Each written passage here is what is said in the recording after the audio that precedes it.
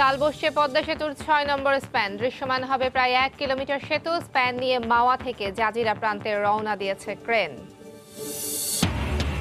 উন্নয়ন প্রকল্প বাস্তবায়নে স্বচ্ছতা ও জবাবদিহিতা নিশ্চিতে কাজ করার নির্দেশ প্রধানমন্ত্রীর। নতুন সরকারের প্রথম একনেক বৈঠকে অনুমোদন হতে পারে ৯টি প্রকল্প। গত ৬ মাসে লক্ষ্যমাত্রা ছাড়িয়েছে পোশাক রপ্তানি। চীনের হারানো ক্রেতা ফিরে পাওয়াই অন্যতম কারণ, মত অর্থনীতিবিদদের। ব্যবসায়ীরা বলছেন বেড়েছে আস্থা। মাদক নিয়ন্ত্রণে কঠোর অভিযানের পর নতুন কৌশলে ফের বিক্রি শুরু। কেনাবেচায় ব্যবহার করা হচ্ছে পথ শিশুদের। কঠোর অবস্থানে সরকার। এবং মুক্তিযোদ্ধা গীতিকার ও সঙ্গীত পরিচালক আহমেদ ইমতিয়াজের মরদেহ কাল নেওয়া হবে শহীদ মিনারে। সাংস্কৃতিক অঙ্গনে শোকের ছায়া।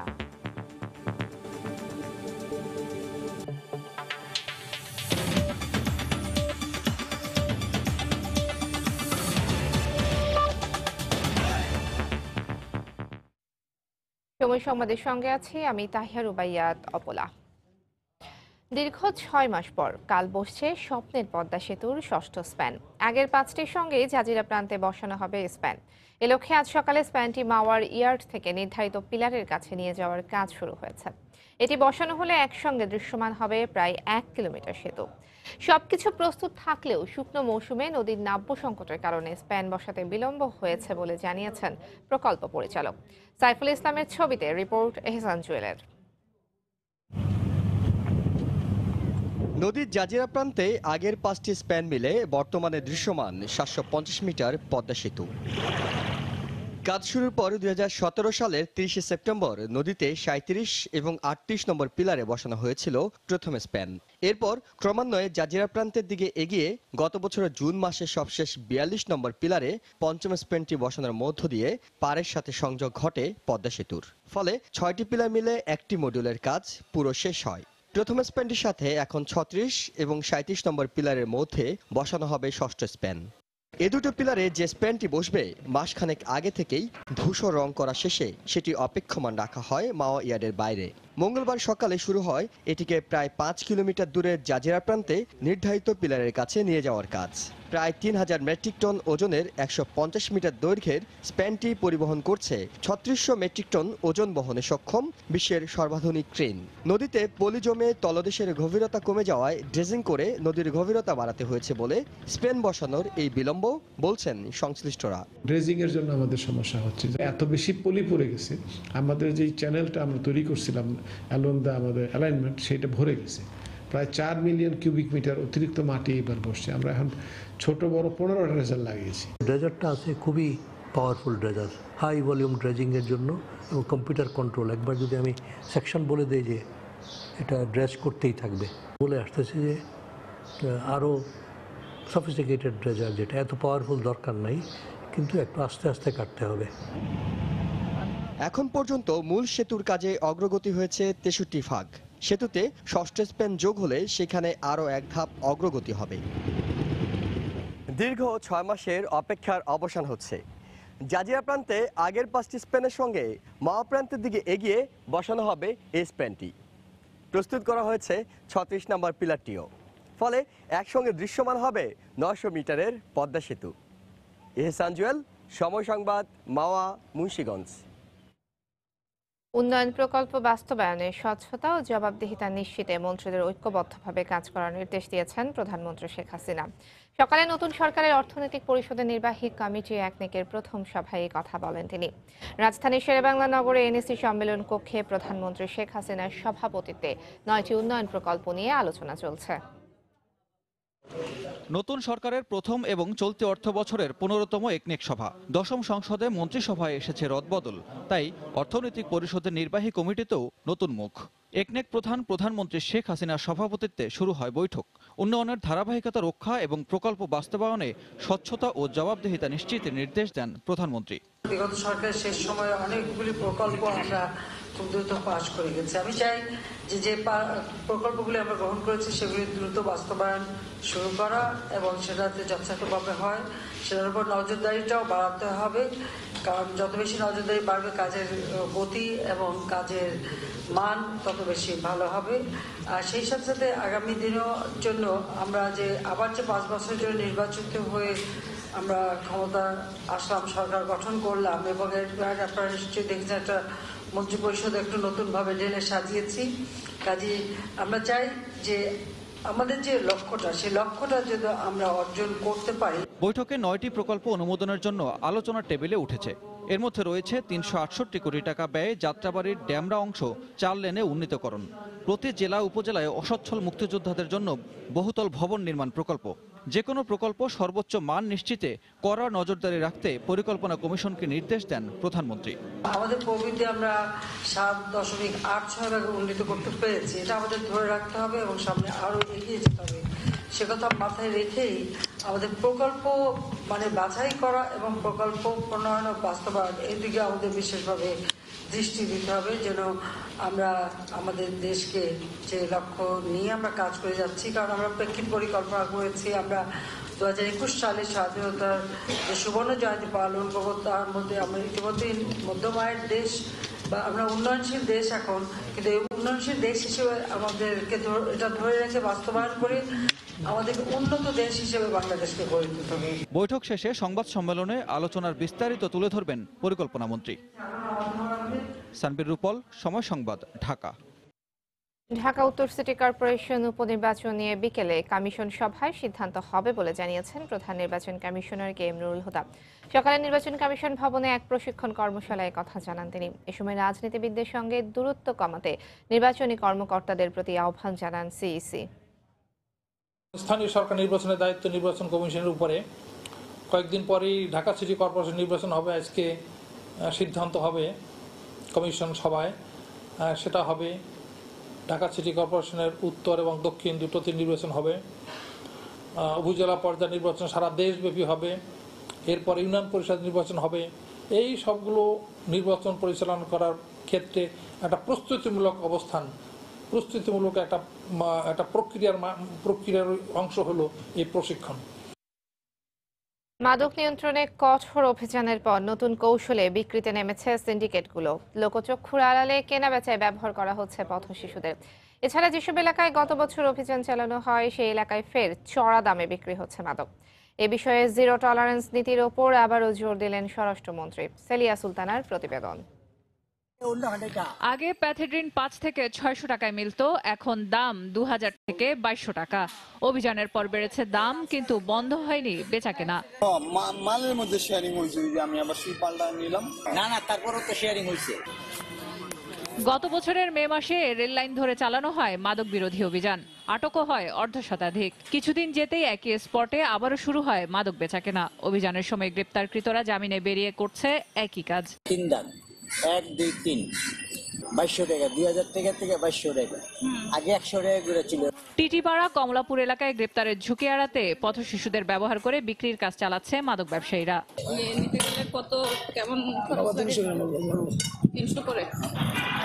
একই অবস্থা তেজগাঁও ও কারওয়ান বাজারের আশেপাশের এলাকায়। রেল লাইনের আড়ালে আবডালে চলছে লেনদেন।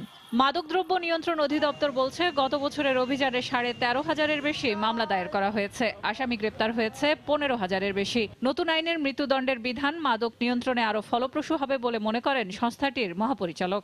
একজন মাদক ব্যবসায়ী যদি আমাদের এখানে সক্রিয় থাকে, আমাদের সক্রিয়তা বন্ধ হবে না। তাকে না ধরা পর্যন্ত আমরা ক্লান্ত হব না। অভিযান আরো জোরদার হবে। আমাদের আরো কঠিন অভিযান আমরা পরিচালনা করব। যারা মাদক ব্যবসায়ী তাদেরকে আমরা স্বস্তিতে থাকতে দেব না। অন্যদিকে মাদক নিয়ন্ত্রণে এবারও জিরো টলারেন্স নীতি অবলম্বন করে সংস্থাগুলোকে আরো শক্তিশালী করার উপর জোর দিচ্ছেন স্বরাষ্ট্রমন্ত্রী। যেটা আমরা জিরো টলারেন্স নীতিতে আমরা সর্বোচ্চ প্রায়োরিটি বেসিসে আমরা এই মাদক নিয়ন্ত্রণের জন্য কাজ করে যাব এবং কাজ করে যাচ্ছি অলরেডি। আমরা আমাদের আগেও বলেছি, মাদক নিয়ন্ত্রণ অধিদপ্তরকে আমরা শক্তিশালী করেছি, আমাদের বিজিবিকে আমরা আরও শক্তিশালী করেছি। আমাদের কারাগারগুলোতে যারা নাকি সারেন্ডার করছে 130 আছে আমাদের এই মাদক ব্যবসায়ী কিংবা মাদকের অপরাধী। এছাড়া মাদকের অনুপ্রবেশ ঠেকাতে নৌ ও স্থল সীমান্তবর্তী এলাকাগুলোতে টহল জোরদার ও পার্শ্ববর্তী দেশগুলোর সহায়তার উপর জোর দেওয়া হচ্ছে বলেও জানান তিনি। সেলিয়া সুলতানা, সময় সংবাদ, ঢাকা। চাঁপাইনবাবগঞ্জে জঙ্গি আস্তানা সন্দেহে একটি বাড়িতে অভিযান চালিয়ে একজনকে আটক করেছে র্যাব। সকাল 8:30টার দিকে শিবগঞ্জ উপজেলার শিবনারায়ণপুর এলাকা থেকে তাকে আটক করা হয়। র্যাব জানায়, হলি আর্টিজান হামলায় জড়িত জঙ্গিদের বেশ কয়েকজন একটি বাড়িতে অবস্থান করছে এমন খবরের ভিত্তিতে অভিযান চালানো হয়। বেশ কয়েকটি বাড়িতে তল্লাশি চালিয়ে মনিরুল ইসলাম নামে একজনকে আটক করা হয়। অভিযানের খবর জানতে পেরে জঙ্গিরা পালিয়ে গেছে বলেও জানায় র্যাব।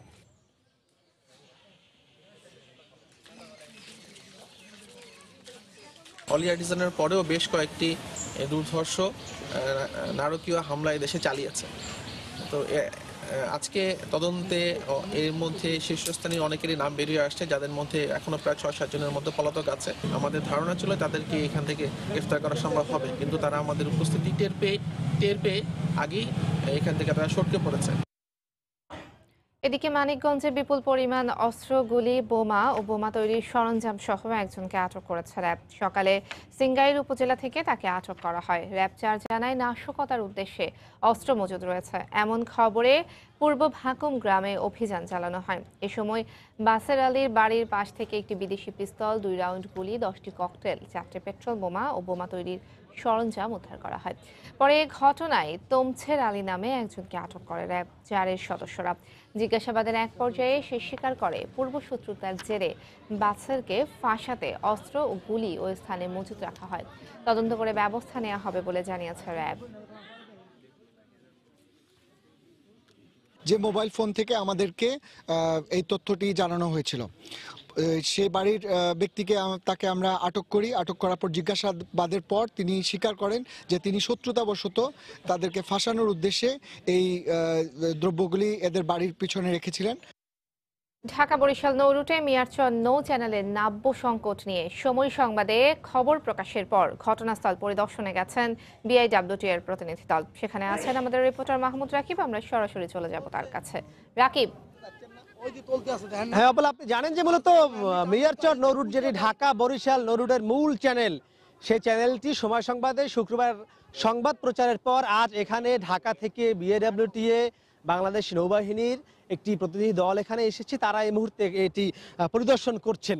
তা আমরা যদি একটু আপনাকে দেখাই, আমরা এই মুহূর্তে আছি ঠিক মিয়ারচরে মেঘনা নদী থেকে ঢোকার যে মুখে। তা আপনি দেখছেন যে আমি যদি সেখানে দেখাই, আমরা যখন এই জায়গাটি পরিদর্শন করছি বিআইডব্লিউটি এর ঊর্ধ্বতন কর্মকর্তাদের নিয়ে, ঠিক তখনই একটি মালবাহী নৌযান কিন্তু এখানে নাব্য সংকটের কারণে আটকা পড়ে আছে। ঠিক আমাদের এই সামনে আপনি দেখছেন যে এমভি জাবালে তুর নামে একটি মালবাহী নৌযান, সেটি কিন্তু এখানে নাব্য সংকটের কারণে আটকা পড়ে আছে। এবং এই অভিযোগটি কিন্তু মূলত লঞ্চ মালিক ও মাস্টাররা বারবার করে আসছিলেন। এবং যদি আপনি দেখেন যে ঠিক তার বাম পাশে কিন্তু একটি মার্কা রয়েছে, যেটিতে মূলত চিহ্ন দেয়া হয় যে এটি এই নৌ চ্যানেলটি মূল রুট।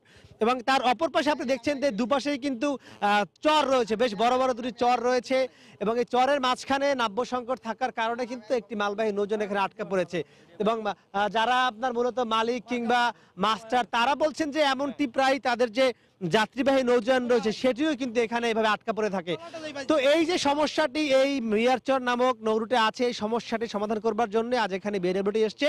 তো এখন এখানে যে প্রস্তাবনাটি মূলত এখন পর্যন্ত প্রাথমিকভাবে হয়েছে, বিআইডব্লিউটিএ, নৌবাহিনী এবং মাস্টার এরা মিলে যেটি হয়েছে, এখন পর্যন্ত এখানে 76 মিটার আছে এই মিয়ারচর নৌ চ্যানেলটি। তো মাস্টাররা দাবি করেছে এটি যদি আরো 38 মিটার বাড়িয়ে দেওয়া হয় তাহলে তারা এখানে একসঙ্গে পাশাপাশি দুটি লঞ্চ চলতে পারবে।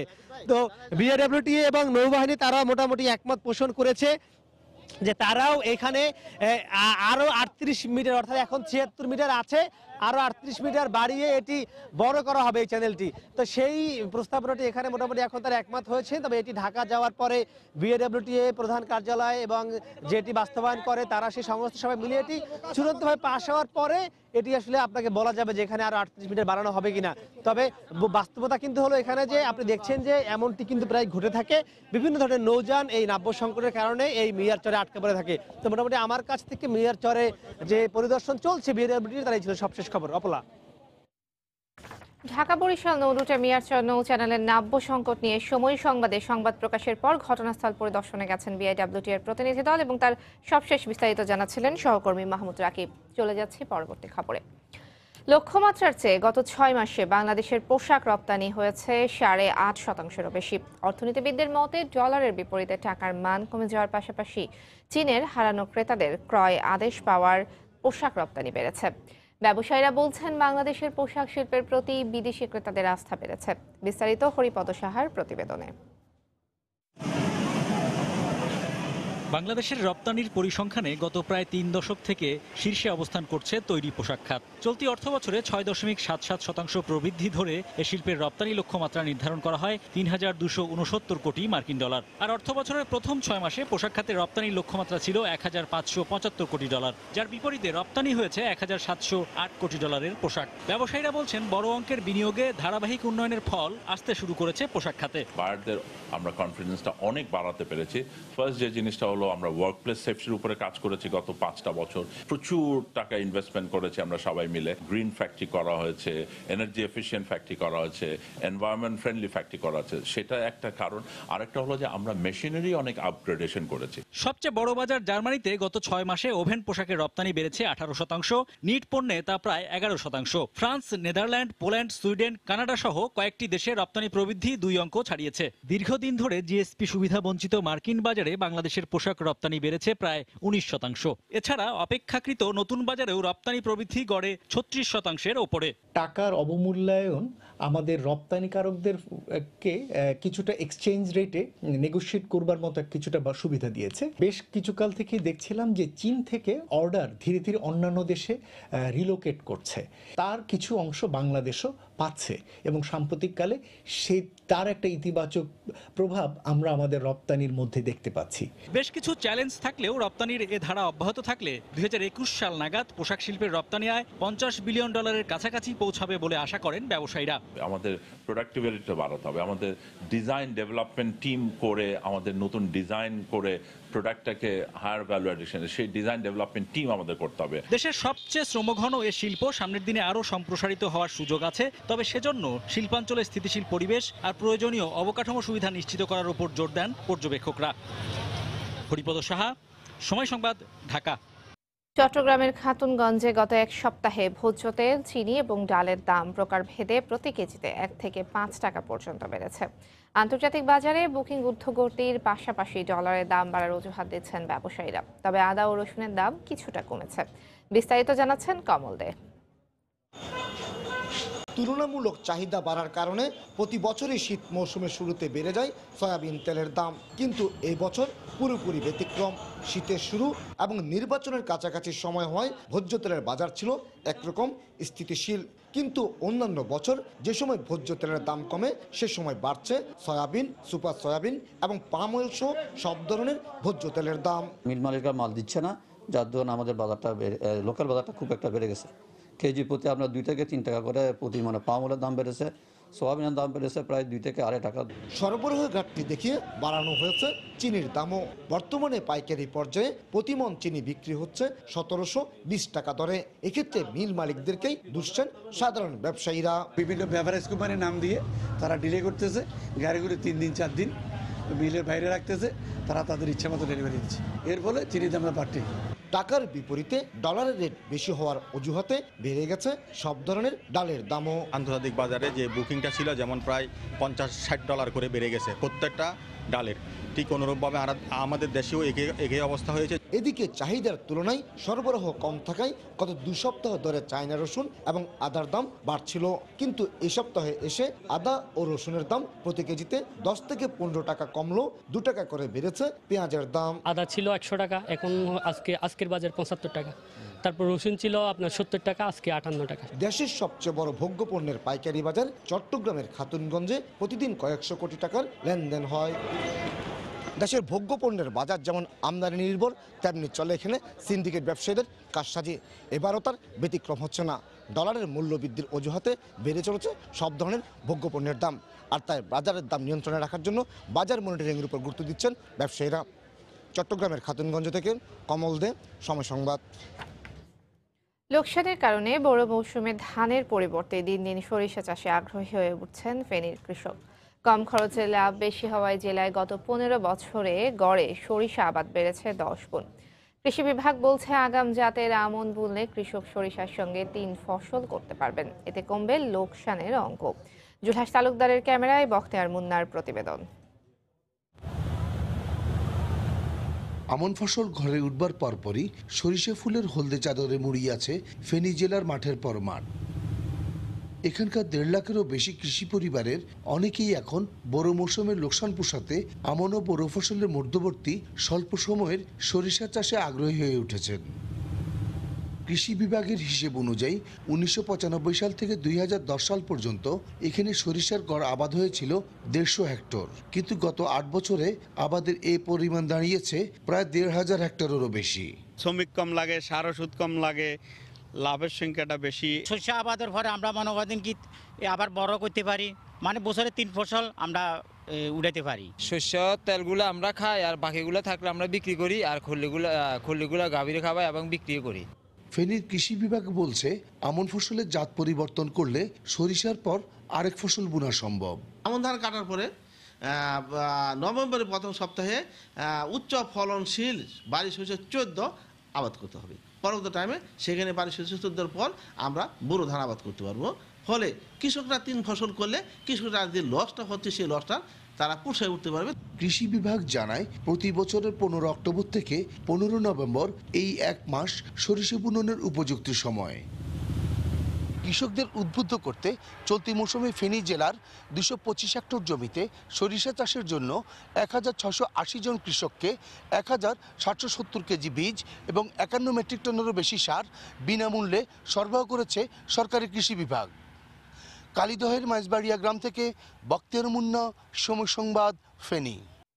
এ পর্যায়ে শীর্ষ সংবাদ জানিয়ে দিচ্ছি আরও একবার।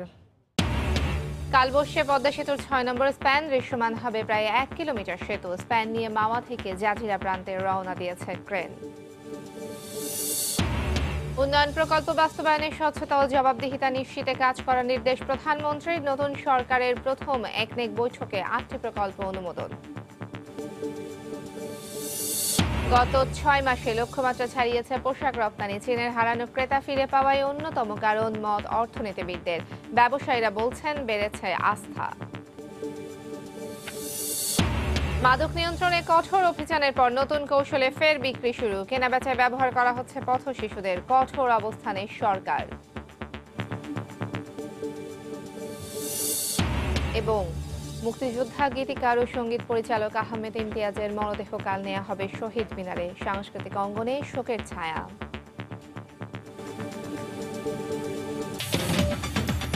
এই ছিল এখনকার মতো। যে কোনো খবর পেতে ভিজিট করুন সময়নিউজ.টিভি। আপনার মোবাইলে সময় সংবাদ দেখতে ও সকল খবর পেতে ডাউনলোড করুন সময় অ্যাপ। এছাড়া এইমাত্র পাওয়া খবর মোবাইলে পেতে SMS করুন *BN লিখে পাঠিয়ে দিন 16242 নম্বরে। সঙ্গে থাকুন সময়ের।